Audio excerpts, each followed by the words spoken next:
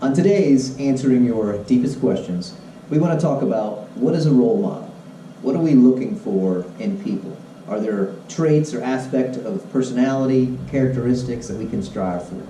I have 3 boys, if you don't know me, 8, 10, and 12, and I'm constantly looking for examples as to what can I hold up as an idea? Is there like a formula for success that I can give them? And I think, unfortunately, in today's day and age, it's kind of challenging. You know, there's sports role models, there's actors, there's movie stars, but it's tough to find that kind of model.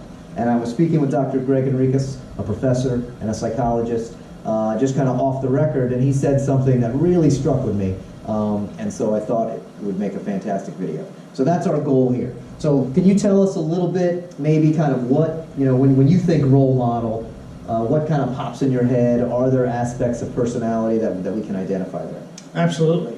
And so I think this is a really important topic, because I think one of the things we as a society need to be thinking more clearly about as a positive way, or so what are the values and the kinds of characteristics that we really look up to, right? And of course that's what a role model is somebody you look up to and how you think about that. So what is the good? We were talking about philosophy before. Right, yep. What are the kinds of things that are really valuable, all right? And so there are a lot of different ways to look at this. We can just think about some of the things off the top of the head. Somebody who is honest, and or somebody who is loving, right? And think about somebody like Mother Teresa, maybe somebody very giving to the poor, or other people that have certain kinds of really strong talents. I think it's really important for us to, I don't know that arrive at a specific answer. We'll talk about sort of how to think about this in terms of personality and personality traits in a second, but really be like, well, what kind of person do I look at and have the most respect for?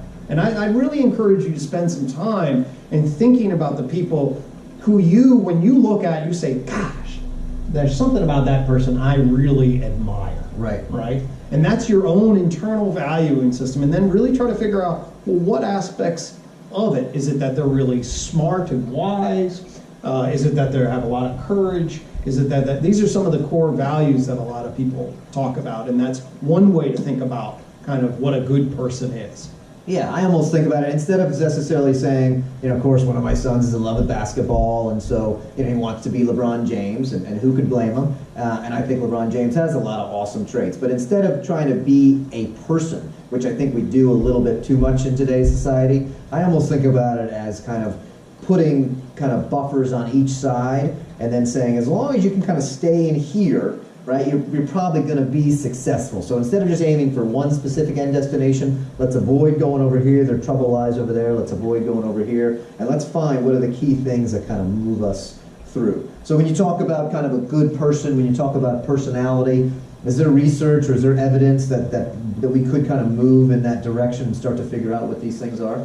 Yeah, I think there are a lot of different ways to look at this. Well, one powerful way that's emerged in personality over the last 30 years is called personality trait research. In fact, it's been going on longer than this, but personality trait research looks at your tendencies across a number of different ways of acting, thinking, and feeling over time. Okay? So when you're thinking about personality, what you often way to define it is look at their character, right? Okay, and the character, what are your habits and tendencies of being, and even your own identity and worldview. That's one way of thinking about your character. That's character, okay. And as the term implies, that's where a lot of some of the morals that maybe you have, or if you're in a situation, did you steal or were you honest?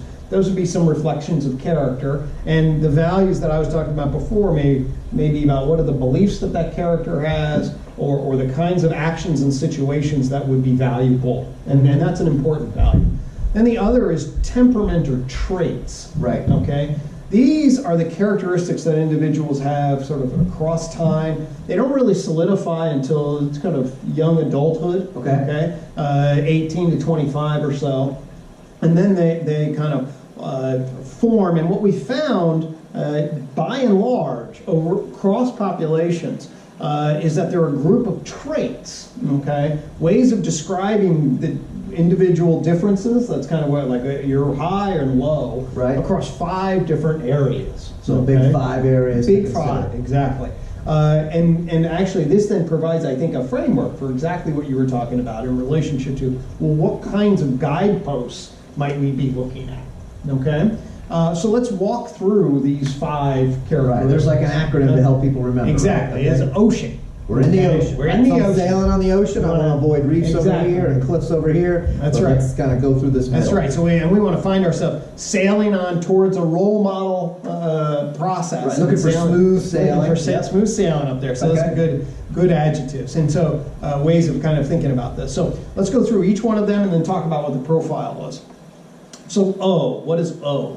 O stands for openness. Openness. Openness, okay. And each, by the way, each side of these has value on both ends. Right. All right. So this is, but openness basically stands for a general tendency and attitude towards classes of things in the world, like feelings. Okay. Are you open or closed towards feelings? Got it. Ideas, experiences, and other people. All right, so high openness basically is somebody that enters in and, oh, I wonder if I'm feeling this way, and they can be sort of artistic, also intellectual associated with being, so I'm curious, me, I'm curious about lots of different ideas and lots of different cultures. Open to new and how information. Exactly. And then people are open to experiences. Oh, hey, do you want to try this, escargot or snake that we just met? And, we have a father that would generally say, I'm not eating that's too crazy, spicy, it's too spicy. I don't know that our God love him, but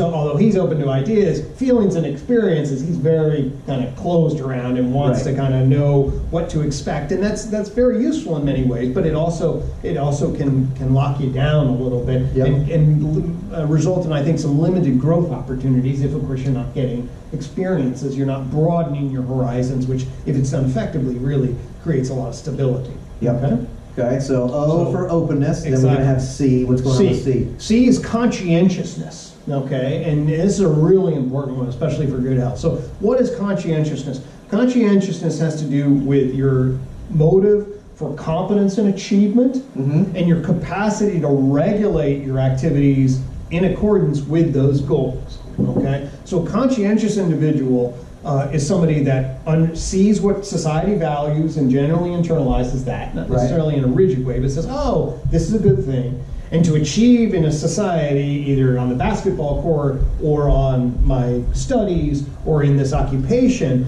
I want to excel in a particular way. Right. And I'm then able to organize my activities in a responsible way to achieve those kinds of outcomes. Right. Okay, so somebody... I was just going to say, so as like an employer, you're looking for people that literally show up, right? So you got to show up, be on time, that kind of classic, reliable, dependable. Exactly. Do you pay your bills on time? That kind of stuff. And so we have 2 older brothers, and if we look at their high school experiences, that's a good example of the difference between conscientiousness. Sorry, he's fine now, but we saw as my oldest brother, Mark, he adopted a very conscientious, was the valedictorian, gave the speech, was doing all these things in an ordered and organized way. Right. Our other brother, Tom, came in and he didn't share those values and he didn't internalize them. I don't even go to school. And believe me, I had a lot of good time with Tom as a consequence of that. But that's a good example of more impulsive, less responsible, less driven, less organized. Right. We know over time that conscientiousness is really important. If you have moderate to high levels of conscientiousness versus the reverse, in terms of your occupation, your health achievements, other things,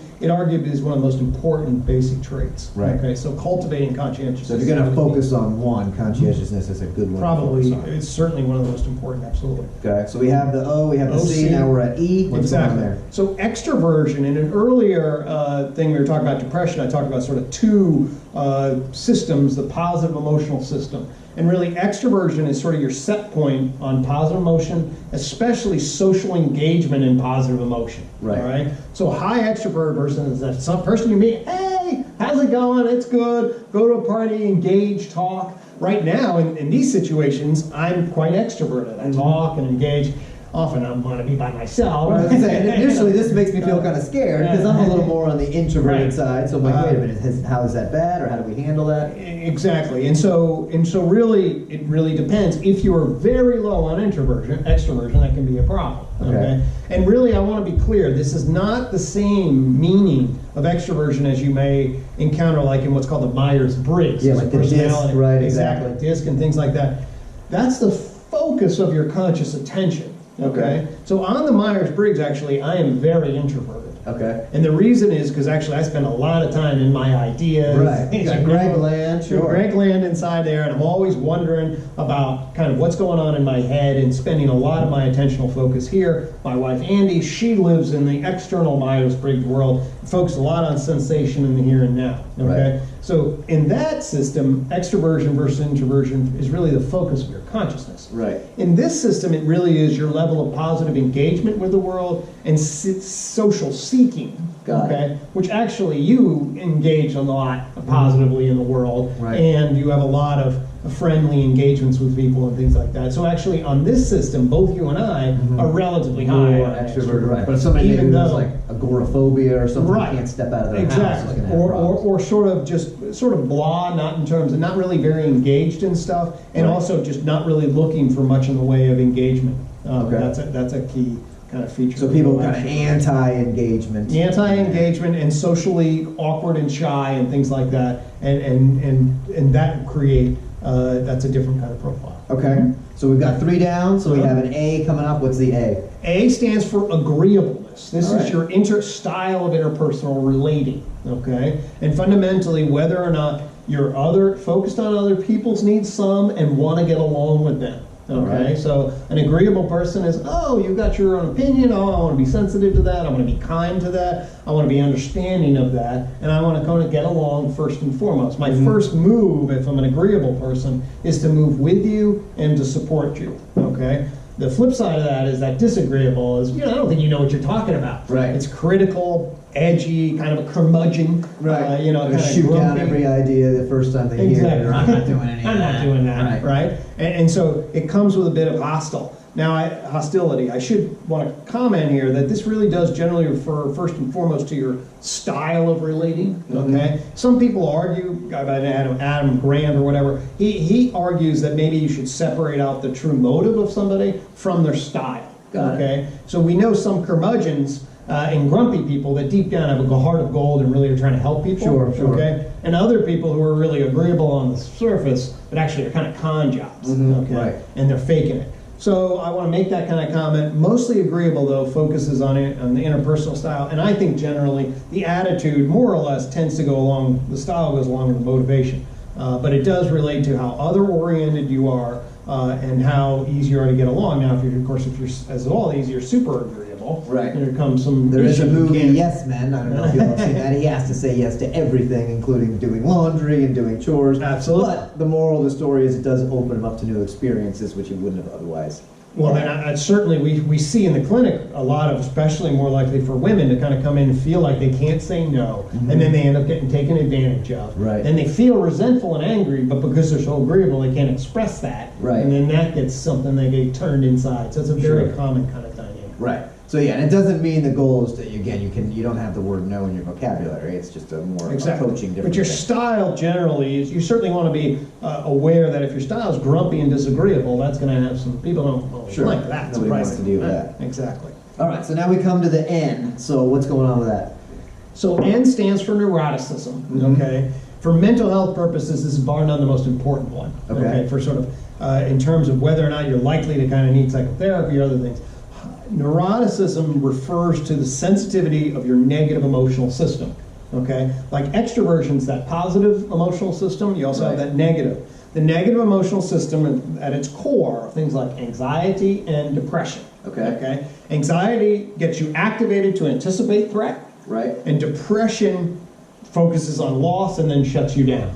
Okay? Those are the big two on the negative emotion system. Right. All right? And then you have two social ones. One which is shame, which is directed, shame and guilt really directed, these are slightly different, but they both direct towards the self. Okay. Okay? Yeah, I feel shame about myself, hate right. and anger, which is negative towards other. Got it. All right? So depression, anxiety, guilt, shame, hate, and anger. Okay. That's your basic arrangement of the negative affect system. Got it. High neuroticism means that the way you're built by the time you're a young adult, means that your threshold for activation is low, meaning little things can come in and all of a sudden you're irritable or you're shameful, or you're anxious. Right. Okay. It also means then you have stronger reactions. So the threshold's lower. You have then stronger reactions, and then that lasts for a longer period of time. So the fuse is switched easier, but when it reacts, it flies over to this side and it has stronger and more powerful. Exactly. Right. So if you're sitting on a high neurotic system, what that means is, and a lot of people don't understand, they'll feel that, gosh, I'm more negative or I'm more sensitive than other people. Right. And they'll not wonder why. And they'll wish they weren't, and then they'll often turn against themselves, and if they don't learn how to relate to that. Right. And a lot of people actually say, well, because people are neurotic, Greg, you shouldn't say that they're neurotic. I was just going to say that term, I feel like it's kind of taken like a negative kind of, like if somebody said, hey, you're neurotic, most people, that's a very negative connotation. Exactly. And in fact, the term that a lot of people now introduce are sensitive. Okay. You're sensitive. My whole approach, and this gets into some of the things we were talking about before, is actually that's the wrong attitude. Right. Embrace it, people. If Right. you're high on neuroticism, the idea, oh no, I don't like to be called neurotic. Right. Even though I am really kind of sensitive and negative, but that makes me feel bad about myself, so stop calling me that. Right. And then if we get people in that want to police language and say, Greg, don't say that, because it'll make them feel bad about it. That's the whole message of safetyism, okay? Listen, it's a term. It describes a particular way of being. I think it's a very powerful term. And if you say, oh, this is what I am, rather than try to pretend that you're not, it doesn't change your structure if you call it sensitive rather than neurotic. Right. But what it says is, I can't cope with it, if we label it this way. Right. But so I have to reframe it. But really, that message is you can't cope. And the worst thing for a neurotic person is that I actually can't cope with the reality. So I have to structure reality in a way that Right, because then they're just worried that everything becomes triggered. hypersensitive. It's like a mousetrap that just goes Our whole off point is continuously. our whole point really is realizing that what the neurotic system is doing is it's actually triggering lots of threat that are not really major threats. In fact, a lot of what psychotherapy about is helping people realize that what they were afraid of actually isn't so fearful after all. Right. If you were rejected, yes, that hurts. It's not the end of the world. Right. And learning that is really, really key. All right, so we have the full ocean, right? So we have openness, conscientiousness, extraversion, agreeable, and then neuroticism. Now you had mentioned earlier, you were talking to me about there's kind of like, those are a pretty solid 5. Was there like another letter you wanted to kind of throw in there? Yeah, well, there's some debate about how many of these traits are. This is psychology, by the way. We're not quite as precise. I would say, and I think this is important, especially in terms of role model, that some people argue for a 6th, a big factor called the H factor. We would like that, Enriquez, but actually it stands for honesty, humility. Okay. And I actually see this in terms of values and virtues, okay, rather than a specific trait, but they're related. It relates to the extent to which somebody tends to be both honest and humble in relations to themselves and to others. I've been told my humbleness is my best feature. Yeah, all right. Modest of you. Right. But anyway, the point of it is that, yes, that's another dimension, and that's all part of what's called a slightly different model than the ocean model, the hexaco model. Okay. So that's another characteristic, your level of honesty and humility. To me, that's important. It connects us back to kind of role model. Right. And actually, what got us talking about this was whether or not there was such a thing as a role model personality. Right, exactly. Yeah. So in this, we were talking about this kind of off the record, and this just clicked with me. Actually, I was sharing that we had a relative who is now at retirement age and really did extremely well for himself, and was very successful financially, and always seemed to get things done, and successful on the family side. And I was mentioning, that I didn't think necessarily that his IQ was as high as necessarily everybody else. And in a way, I wanted to give him more credit because you might just assume, oh, well, if things come super easy to you and you're always getting straight A's, that should just be easy.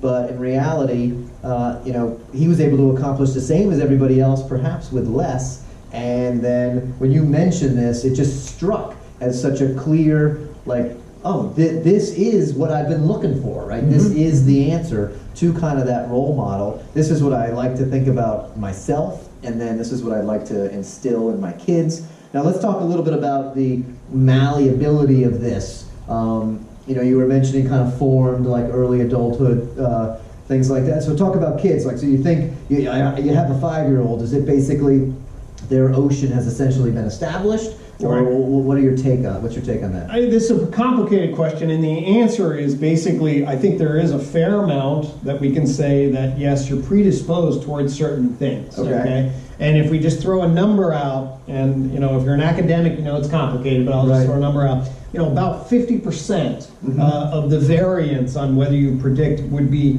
predicted by your biological parents. Okay? Right. So both your biological parents are high in neuroticism. All right. Chances are you'll be on the high side of neuroticism. All right. If they're both high in conscientiousness, you will have some propensities in that way. Right. But that means that 50% is not. Right. Okay.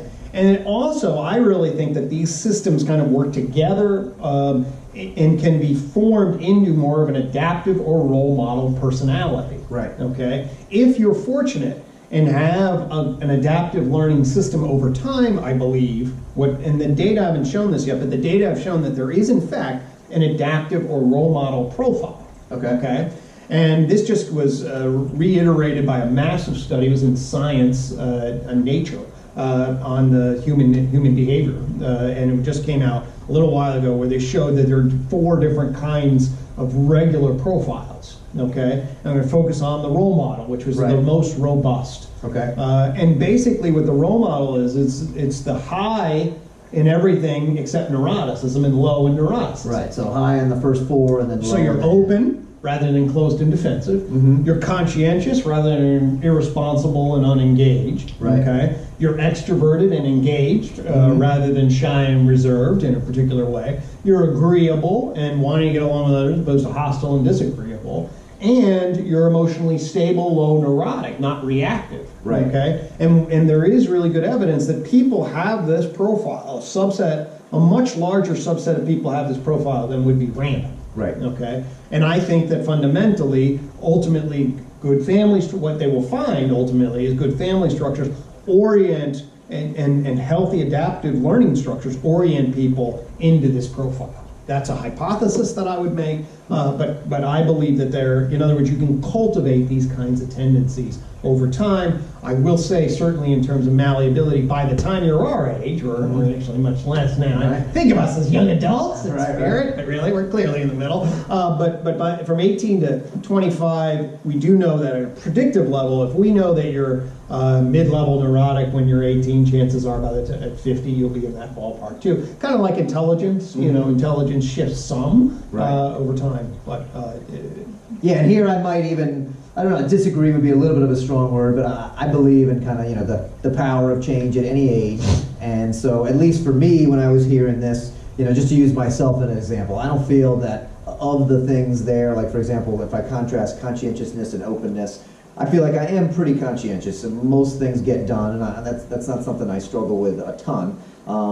But openness, my first reaction may be a no, or maybe I don't want to do that. The phone rings, I don't want to be disturbed. And so I believe that just being kind of aware of where you fall could just serve as that first checkpoint, almost going back to that calm ML we talked about, like a curious, why am I feeling like this? So just being aware, for me, I'm a little more of that closed, and I personally would like to move the dial more towards the open. So if somebody says, "Hey, do you want to go? You want to go for a hayride during Halloween?" My first thought might be no, and then, but yeah, what's the real negative of that? Maybe there's some positive, and then let's kind of move there. So I do think you can use this. I really, you're 100% right about that, and in terms of the shifting the way we respond to situations and learning how to do things differently, and using this as a frame of reference. Say, where am I, and do I want to? All I was saying was that if you take populations of individuals over large periods of time, it's fairly stable. Right. Okay. Sure. But that's an aggregate level. So you're not talking about an individual. I'm not talking about an individual. And certainly, and remember, this is about temperamental tendencies on average. Right. Character is that part of your personality that's totally adjusting to situations. Right. Of course, last year you could have said, I don't want to do the hayride and the Halloween party. Right. And then you're like, wait a minute, I want to be more open this year, I want to do it. Yep. Absolutely. And that's why we're always learning and growing and trying to find more adaptive states of being. And if you change enough of your character, I bet those traits do shift, and they aren't fixed. Right. I also want to just say, though, and one of the reasons I want to be clear about this from the other side, is people, for instance, who are like, say, high trait neurotic, or who are a little more reserved and closed or whatever. Right. If they get it in their head that they can just flip a switch and be then different, okay, I want to be more relaxed. Right. Well, actually, if your negative affect system hums at that level, Gotcha. Right. it's not easy just to turn it down. Sure. You know, these are pretty architectural, structural kinds of things. So it's a fine line between saying they're fixed and you're fated to be this way and it will never change. No. Right. There are always character pieces that come off it that you can change. And at the same time, it is also the case that these things, especially by the time you're a young adult, these things are pretty well, aspects of them are baked in, so they're not going to just be able to just flip a switch and change. Right. And I like to use this as an understanding both for myself and then looking at other people to help to understand me, relate to them. And then even kind of where do I want to spend my time, or I mentioned earlier, like with kids. So for example, there's a big, video games. How much should kids be playing video games? I grew up playing a lot of video games. And when I think back on that, let's just say I had a Saturday all to myself. Even now, right? Maybe I have a Saturday all to myself and I just play literally 8 hours of a video game. How do I feel at the end of that?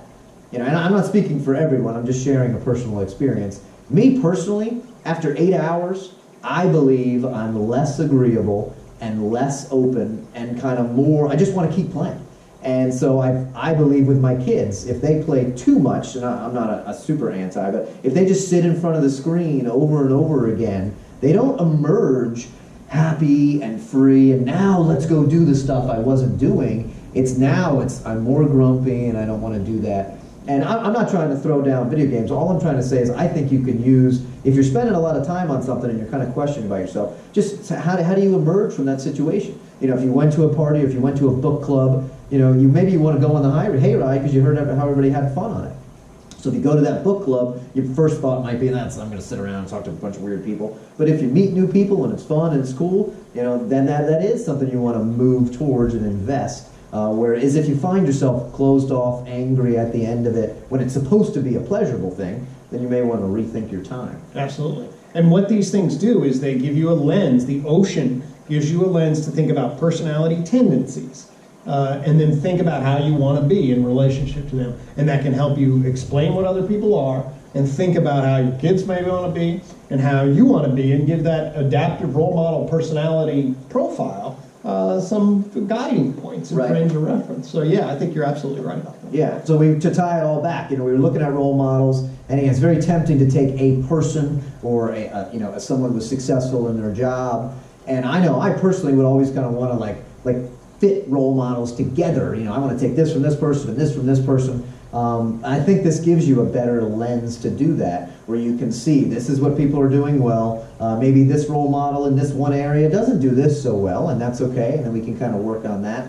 And then now you have a kind of a clearer lens both for yourself and for others. Yeah, and I think what this does is it's more clear, I think is a good answer, and it's more realistic in some ways. One of the things that I struggle with when I look at certain role models that I really like, whether it's LeBron James basketball, which I would never even have some concept to, but even people that are achieving, the role models that we get exposed to in this world are so unbelievably good. Whether it's Brad Pitt's looks or LeBron James's basketball abilities, or somebody playing soccer or a musical instrument or achieving in psychology in particular ways. We're vulnerable to really looking up.